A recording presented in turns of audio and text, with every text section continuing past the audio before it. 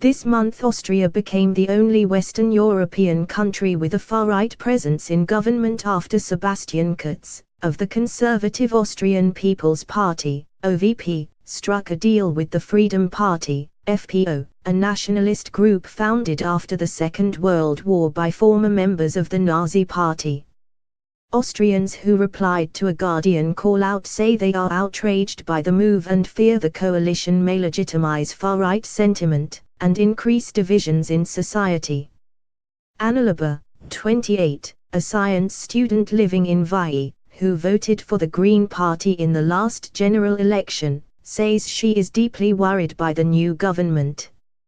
Although she would like to see the FPO banned, she says doing so would result in a constitutional crisis. I am sure that if this coalition had been inaugurated 1 or 2 years ago, there would have been more uproar.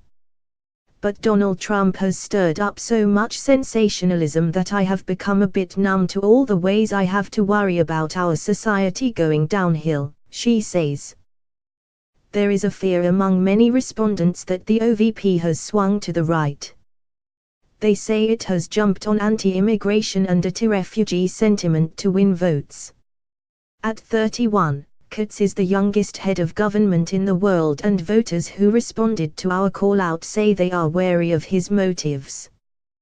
The OVP, with its young and populist right leader, has appropriated most of the FPO's ideas, only stopping short of the party's traditional closeness with neo-Nazi groups. The OVP is not grudgingly forming a coalition government with the FPO out of lack of alternatives. They are happily joining forces, says Laber.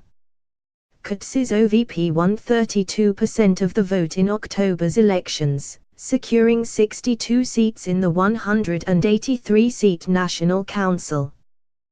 The FPO came third with 26% of the vote and 51 seats. The last time the party entered a coalition government, in 2000, the move was met with sanctions and outrage from Israel and across the EU.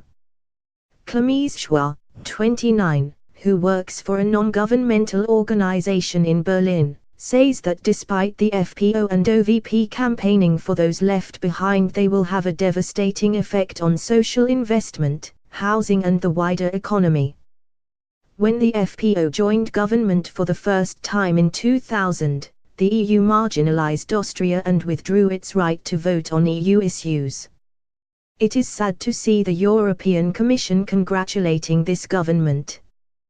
We need a new pan-European coalition against right-wing populist parties in EU governments, he says.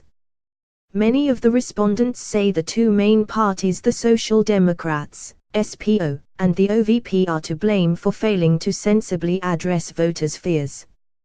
Ingrid Hoeold, a freelance writer from Valle, voted for the new Listpilz, a party founded by a former Green parliamentarian, which entered parliament for the first time after the last election. Austria took in many refugees, as we should have, but the government did not do enough to ease people's fears in regard to cultural and religious differences between mostly Catholic Austrians and the newly arrived, mostly Muslim, refugees, she says.